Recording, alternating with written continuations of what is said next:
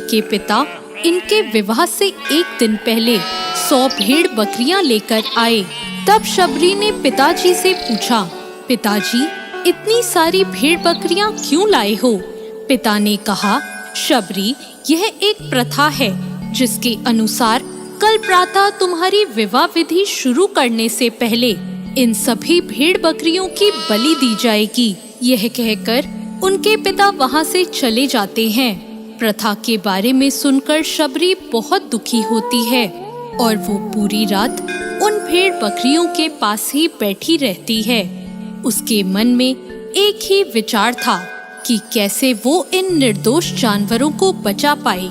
तब एकाएक शबरी के मन में एक ख्याल आता है कि अगर वो सुबह होने से पहले अपने घर से भागकर जंगल चली जाए तो इन निर्दोष जानवरों की जान बच सकती है।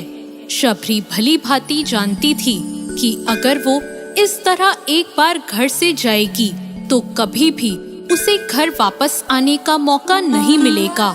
फिर भी शबरी ने खुद से पहले उन निर्दोष जानवरों की सोची। घर से निकलकर शबरी एक घने जंगल में जा पहुंची। अकेली शबरी जंगल में भटक रही थी। तब उसने शिक्षा प्राप्त करने के उद्देश्य से कई गुरुवरों के आश्रम में दस्तक दी, लेकिन शबरी एक तुच्छ जाति की थी, इसलिए उसे सभी ने धुतकार कर निकाल दिया। शबरी भटकती हुई मतंग ऋषि के आश्रम पहुंची और उसने शिक्षा प्राप्ति की इच्छा व्यक्त की। मतंग ऋषि ने शबरी को पूरी खुशी के साथ अपने गुरुकुल में स्थान दे दिया। अन्य सभी ऋषियों ने मतंग ऋषि का तिरस्कार किया। शबरी ने गुरुकुल के सभी आचरणों को आसानी से अपना लिया और दिन रात अपने गुरु की सेवा में लग गई। शबरी जतन से शिक्षा ग्रहण करने के साथ साथ आश्रम की सफाई, गौशाला की देखरेख, दूध दोहना जैसे कार्य, सभी गुरुकुल वासियों के लिए भोजन बनाने के कार्य में भी लग गई। कई वर्ष बीत गए।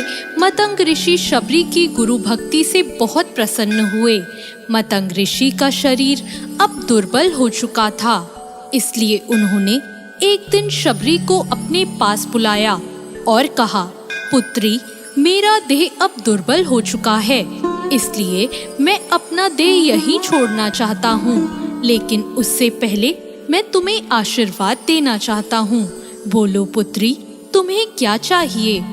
आंखों में आंसू भरकर शबरी मतंग ऋषि से कहती है, हे गुरुवर, आप ही मेरे पिता हैं। मैं आपके कारण ही अभी तक जीवित हूँ। आप मुझे अपने साथ ले चले। तब मतंग ऋषि ने कहा, नहीं पुत्री, मेरे बाद तुम्हें इस आश्रम का ध्यान रखना है। तुम जैसी गुरुपरायण शिष्या को उसके कर्मों का उचित फल मिलेगा। एक दिन भगवान राम तुमसे यहाँ मिलने आएंगे और उस दिन तुम्हारा उद्धार होगा और तुम्हें मोक्ष की प्राप्ति होगी। इतना कहकर मतंग ऋषि अपनी देह त्याग देते हैं। उसी दिन से शबरी हर रोज उठकर बाग जाती, ढेर सारे फल इकट्ठा करती, सुंदर फूलों से आश्रम सजाती, क्योंकि उसे भगवान राम के आने का कोई निश्चित दिन नहीं पता था। उसे केवल अपने गुरुवर की बात पर यकीन था, इसलिए वो रोज श्री राम के इंतजार में समय बिता रही थी।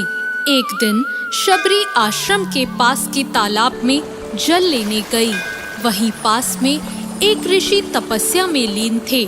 जब उन्होंने शबरी को जल लेते देखा तो उसे अछूत कहकर उस पर एक पत्थर फेंककर मारा और उसकी चोट से बहते रक्त की एक बूंद से ही सारे तालाब का पानी रक्त में बदल गया।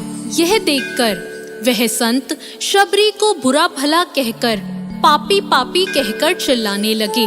शबरी रोती हुई अपने आश्रम में चली गई और उसके जाने के बाद ऋषि फिर से तप करने लगे। उन्होंने बहुत से जतन किए। उसमें गंगा, यमुना, सभी पवित्र नदियों का जल डाला गया, लेकिन वो रक्त जल में नहीं बदला। कई वर्षों बाद जब भगवान राम सीता की खोज में वहां आए, तब वहां के लोगों ने भगवान राम को बुलाया और आग्रह किया कि वे अपने चरणों के स्पर्श से इस रक्त को पुनः जल में बदल दें। राम उनकी बात सुनकर तालाब के रक्त को चरणों से स्पर्श करते हैं, लेकिन कुछ नहीं होता।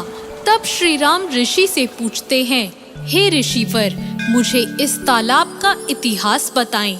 तब ऋषि उन्हें शबरी और तालाब की पूरी कथा बताते हैं और कहते हैं, हे भगवान, यह उसी शूद्र शबरी के कारण अपवित्र हो गया है। तब भगवान राम दुखी होकर कहते हैं, हे गुरुवर, यह रक्त उस देवी शबरी का नहीं, मेरे हृदय का है, जिसे तुमने मेरे शब्दों से घायल किया है। भगवान राम ऋषि से आग्रह करते हैं कि मुझे देवी शबरी से मिलना है। तभी शबरी को बुलावा भेजा जाता है। राम का नाम सुनते ही शबरी दौड़ी चली आती है। राम, मेरे प्रभु कहती हुई जब वो तालाब के पास पहुंचती है, तब उसके पैरों की धूल उस तालाब में चली जाती है और तालाब का सारा रक्त फिर से जल में बदल जाता है।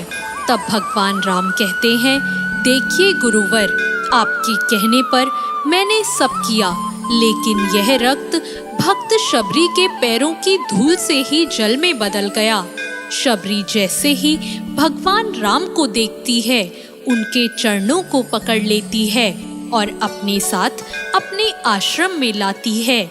उस दिन भी शबरी रोज की तरह अपना आश्रम फूलों से सजाती है और बाग से चक चक कर सबसे मीठे बेर अपने प्रभु श्री राम के लिए चुनती है। वो पूरे उत्साह के साथ अपने प्रभु राम का स्वागत करती है और बड़े प्रेम से उन्हें अपने झूठे बेर परोसती है। भगवान राम भी बड़े प्रेम से उसे खाने के लिए उठते हैं। तब उनके साथ